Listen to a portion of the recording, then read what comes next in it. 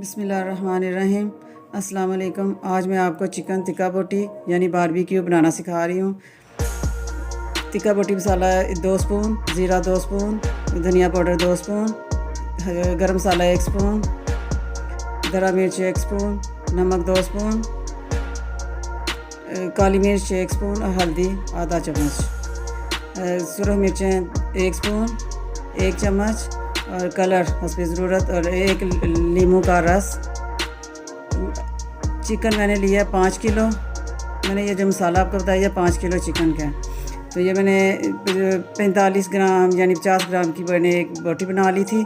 और उसके बाद 5 से 6 जो हैं वो है सब्ज़ मिर्चें।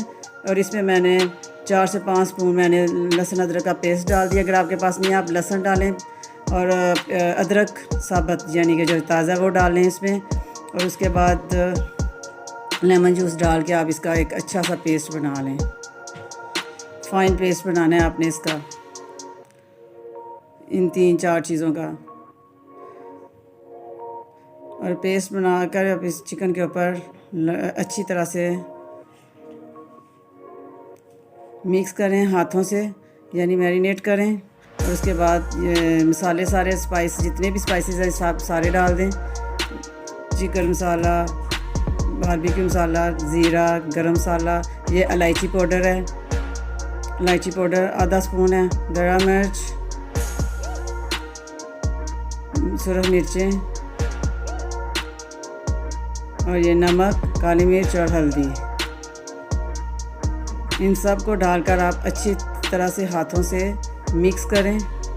मैंने एक रात पहले इसको मिक्स करके रख दिया था।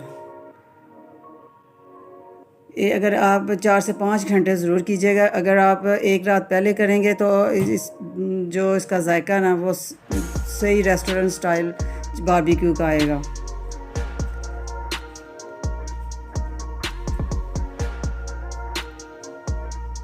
अच्छे तरीके से आपने देखें मैंने मिक्स किया और कितना अच्छा कलर आया। और इसको खूबसूरती देने के लिए हमने इसमें कलर ऐड किया, ऑरेंज कलर।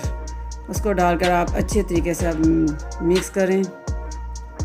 यानी एक बोटी की आपने मालिश करनी है, एक बोटी को लगानी है। और इसको आप मैरिनेट करके फ्रिज में रख दें।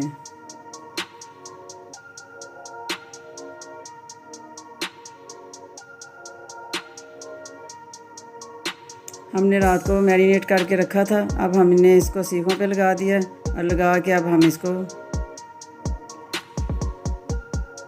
कोयलों के ऊपर अच्छे तरीके से पकाएंगे। 5 मिनट रखने के बाद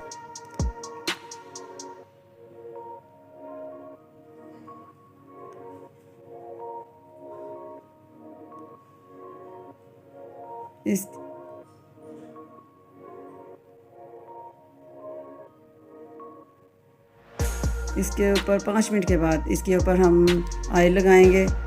ऑयल लगाने से ये होता है नीचे से जब धुआं ऊपर आता है वो सही मज़े वाला यानी कि कोयला स्टाइल में बन जाता है और टेस्ट भी आता है अच्छा।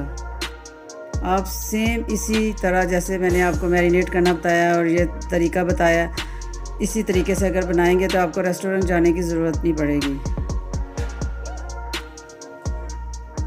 टर्न करने से पहले आप इसके ऊपर ऑयल लगाएंगे, टर्न आप बाद में करेंगे इसको।